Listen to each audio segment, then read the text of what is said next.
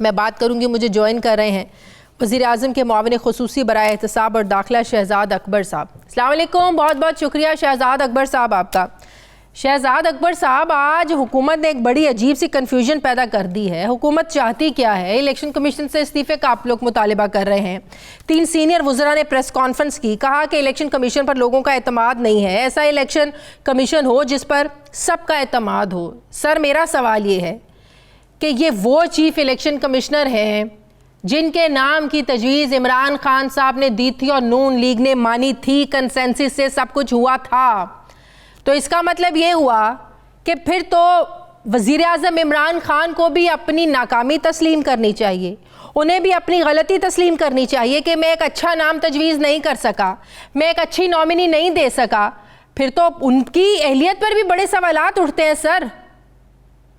नहीं शाजिया, देखिए पहली तो बात यह है, इतनी बड़ी स्वीपिंग स्टेटमेंट देने से पहले आप देख लीजिए कि पाकिस्तान तहरीक इंसाफ ने अपने खदशात का इजहार इलेक्शन कमीशन को लेके, और इलेक्शन कमीशन में सिर्फ इलेक्शन कमिश्नर नहीं, चीफ इलेक्शन कमिश्नर नहीं होते, सूबाई इसमें कमिश्नर भी शामिल होते हैं। और हमने किसी एक शख्स की बात नहीं की, पूरे इलेक्शन कमीशन की बात की है।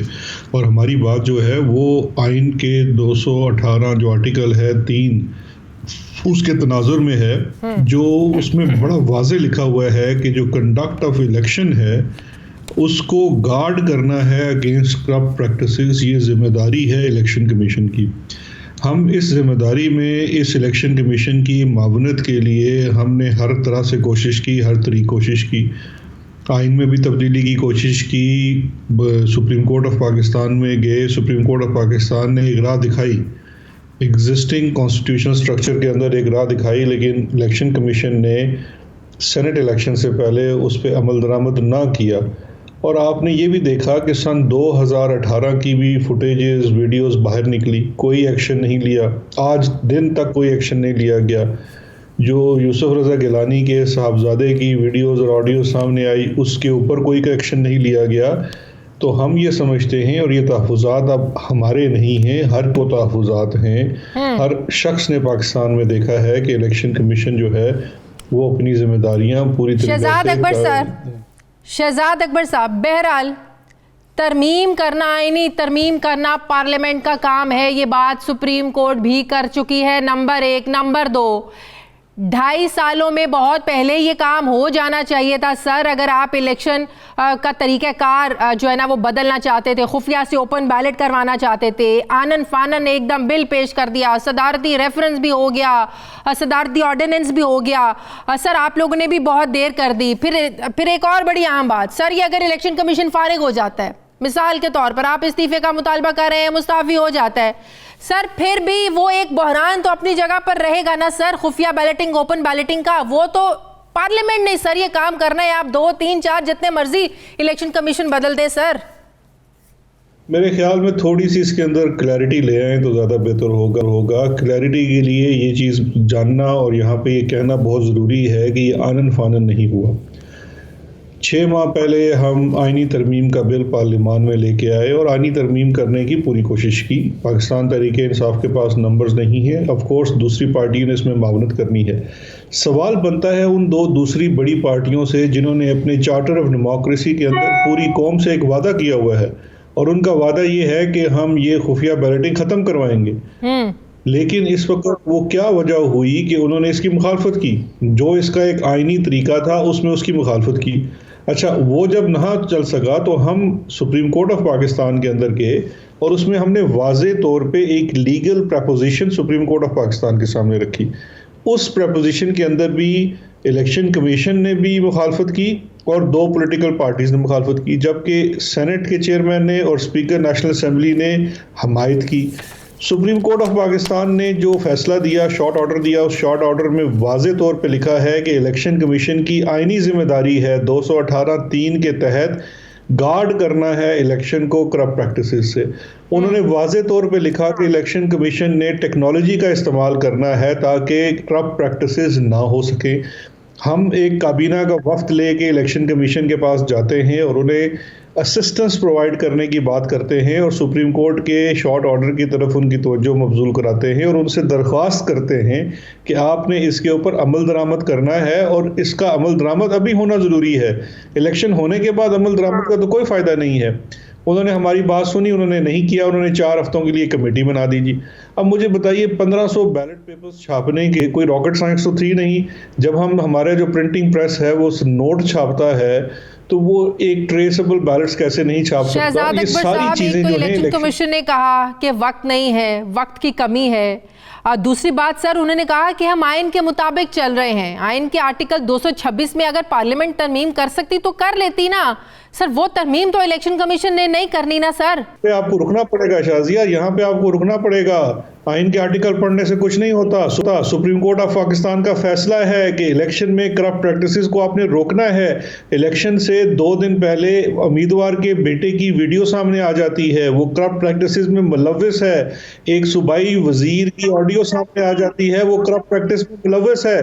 मुझे ये बताइए उस वक्त इलेक्शन कमीशन अपनी आईनी सर, आप क्या बात कर रहे हैं कि आइन को पढ़ने से कुछ नहीं होता? क्या ये मुल्क आइन के मुताबिक नहीं चल रहा? ये आप एक नई बात कर रहे हैं। कैबिनेट के 3 सीनियर वज़रान ने प्रेस कॉन्फ्रेंस की है, उन्होंने यही कहा है 1973 के आइन के मुताबिक नहीं चल रहा सर। सर मेरी बात सुने सर, इलेक्शन कमीशन होता है sir, election commission judicial supreme judicial कल को जवाबदेह है सर, किसी सियासी जमात को जवाबदेह नहीं है। वो आइन के मुताबिक बात कर रहे थे। मैं यहाँ पे भी आपकी तस्दीक करता हूँ, मैं आपकी यहाँ तस्दीक करना चाहूँगा। जुडिशियल कमीशन के सामने उन्होंने जवाबदेही तब करनी है जब वो ज़ाती तौर पे अपने ओहदे से हटाए जाने के लिए कोई बात होगी, यानी कि उनकी डिस्क्वालिफिकेशन की बात होगी। हाँ, बात की डिस्क्वालिफिकेशन सुप्रीम जुडिशियल काउंसिल में रेफरेंस भेजना पड़ेगा ना सर। अगर वाकई हुकूमत संजीदा है तो सर रेफरेंस भेजे। ये देखिए, मेरी आपको बात सुनना पड़ेगी। बड़े एतराम के साथ अर्ज है, जो जुडिशियल कमीशन का आप कह रहे हैं वो उनको हटाने के लिए वो एक रास्ता है। हम ये कह रहे हैं कि पूरा इलेक्शन कमीशन, हम किसी एक शख्स की बात नहीं कर रहे, हम ये कह रहे हैं कि पूरा इलेक्शन कमीशन अपनी आईनी जिम्मेदारी पूरी नहीं कर पा रहा। वो आईनी जिम्मेदारी क्या है? 218(3) के अंदर लिखी हुई है, करप्शन और करप्ट प्रैक्टिसेस के खिलाफ कंडक्ट ऑफ इलेक्शन को गार्ड करना है। वो नहीं कर पाए। पूरी कौम ने देखा कि यूसुफ रजा गिलानी का बेटा करप्शन और करप्ट प्रैक्टिस में मुलव्विस है और असरअंदाज हो रहा है इलेक्शन के ऊपर। पूरी कौम ने देखा कि सिंध का एक वजीर नासिर हुसैन शाह वो एड कर रहा है कि हमने MPAs उठाए हुए हैं, वो एडमिट कर रहा है हम आपको ठेके देंगे, वो एडमिट कर रहा है हम आपको पैसे देंगे। इसके बावजूद अगर इलेक्शन कमीशन कोई तरीका गिलानी साहब की जीत के लिए इस्तेमाल हुआ, जिस तरीके से उनके वोट जो है ना वो आप लोगों के मुस्तरद हुए, इसी तरह सादिक संजरानी साहब के साथ भी ऐसे ही हो गया। उधर से भी वोट मुस्तरद हो गए, उधर से भी वोट मुस्तरद हो गया। अदले का बदला हो गया सर, एक जैसा हिसाब बराबर हो गया। बड़ा मुकद्दस काम है ये, कोई अदले का बदला नहीं है। हम खुद कह रहे हैं इस पूरे जमहूरी अमल में शफाफियत आनी चाहिए। वो शफाफियत कैसे आ सकती है? वो शफाफियत आ सकती है ओपन बैलेटिंग करा के। आप तमाम सियासी जमातें जो इस वक्त ये नहीं करना चाह रही, वो मुझे आज कोई अपनी लॉजिक बता दें, कोई जस्टिफिकेशन बता दें, या अपना वो जो पहले कहते हैं थूका हुआ जो आज चार्ट रहे, वो क्यों उस वक्त कहा था चार्टर ऑफ डेमोक्रेसी में कि इसको ओपन करना चाहिए। 2 पार्टियों ने ये खुद एडमिट किया कि इसकी वजह से हॉर्स ट्रेडिंग होती है। तो आज देखिए ना, अभी इस वक्त हुकूमत ने इनको एक और भी ऑफर किया अपोजिशन पार्टीज को। 2 दिन पहले फवाद चौधरी साहब ने प्रेस कॉन्फ्रेंस की, उन्होंने ऑफर की कि हम इलेक्शन की रिफॉर्म, हम इलेक्ट्रॉनिक वोटिंग मशीन्स पे जाना चाहते हैं, आइए हमारा इस काम में हाथ बटाइए। क्यों नहीं बटाते? देखिए ये बड़ा आसान काम होता है कि बाद में बैठ के कहना कि जी ठीक नहीं हुआ। शहजाद अकबर साहब, आपको पता है ना, हमारे मुल्क में हमारे यहाँ इस्तीफे देने का रिवाज नहीं है सर। आज बार बार शफकत महमूद साहब कह रहे थे कि और कोई रास्ता नहीं है, और कोई रास्ता नहीं है, इन्हें इस्तीफा देना पड़ेगा, ये इस्तीफा दे दें, हमारा मुतालबा है इस्तीफा दे दें। सर रास्ता है सर, अगर आप लोग वाकई संजीदा हैं कि इस इलेक्शन कमीशन को घर भेजा जाए, ये साफ शफाफ इलेक्शन नहीं करवा सका, ये न्यूट्रल एम्पायर का किरदार अदा नहीं कर रहा, तो सर रास्ता है सर, आप रेफरेंस भेजें, फिर जुर्रत करें सर सुप्रीम जुडिशियल काउंसिल में रेफरेंस भेजने की, फिर आप लोग चार्जशीट एक बनाएं इलेक्शन कमीशन के खिलाफ। देखिए बात ये, देखिए अभी मैं फिर एक चीज़ अर्ज करना चाहूँगा, ये बात जुर्रत की और कमज़ोरी की वो नहीं है। ये बात एक आइनी ज़िम्मेदारी की है जो इदारा अपने आइनी ज़िम्मेदारी आज इदारा अपनी आइनी ज़िम्मेदारी पूरा करना शुरू कर दे, हम उसके ऊपर अपना एतमाद बहाल कर देंगे। लेकिन अपनी आइनी ज़िम्मेदारी तो बहाल करें। क्या आपका ज़िम्मेदारी नहीं है कि इलेक्शन का कंडक्ट जो है वो करप्शन और करप्ट प्रैक्टिसेस से मुबर्रा हो? अगर ये आपकी आइनी ज़िम्मेदारी है तो आप किसको जवाब दें हैं फिर? इसका मतलब ये है कि किसी भी शख्स को एक ओहदे पे लगा दिया जाए, उसके बाद वो 4 साल हटाया नहीं जा सकता, लेकिन वो 4 साल अपनी आइनी काम नहीं करेगा। ये तो बड़ी एक हैरत की बात होगी। अगर आप उसके ऊपर ये कहें कि जी आप सुप्रीम जुडिशल काउंसिल में आप उसकी ज़रा उठा के देख लीजिए जो